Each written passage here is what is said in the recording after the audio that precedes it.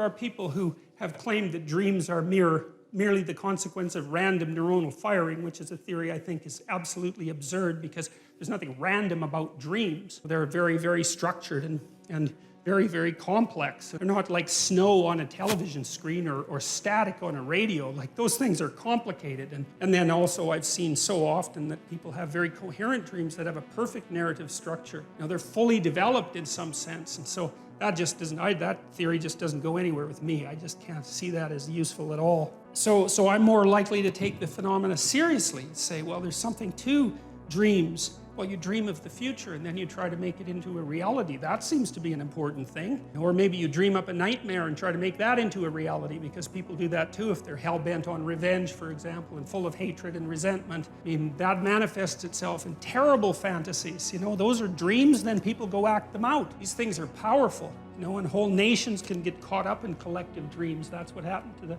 Nazis. That's what happened to Nazi Germany in the 1930s. It was absolutely remarkable, amazing, horrific, destructive spectacle. And the same thing happened in the Soviet Union. The same thing happened in China. It's like, we have to take these things seriously, you know, and try to understand what's going on. So Jung believed that the dream could contain more information than was yet articulated. You think artists do the same thing, you know. People go to museums and they look at paintings, Renaissance paintings or modern paintings, and they don't exactly know why they're there. You know, I was in this room in New York.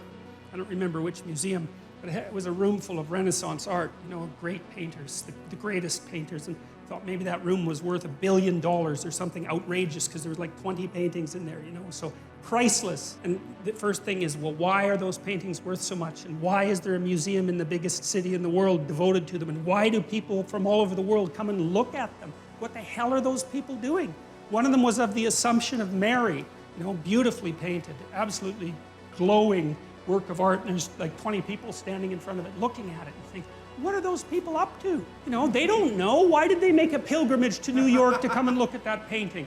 It's not like they know. Why is it worth so much? I mean, I know there's a status element to it too, but that begs the question, why do those items become such high status items? What is it about them that's so absolutely remarkable? Well, we're strange creatures.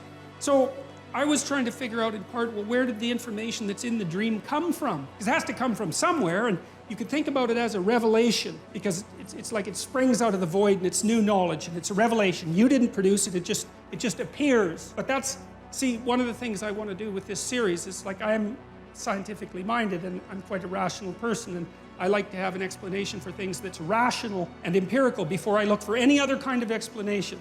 And I don't want to say that everything that's associated with divinity can be reduced in some manner to biology or to an evolutionary history or anything like that. But insofar as it's possible to do that reduction, I'm going to do that. And I'm going to leave the other phenomena floating in the air because they can't be pinned down. And in that category, I would put the category of mystical or religious experience, which we don't understand at all.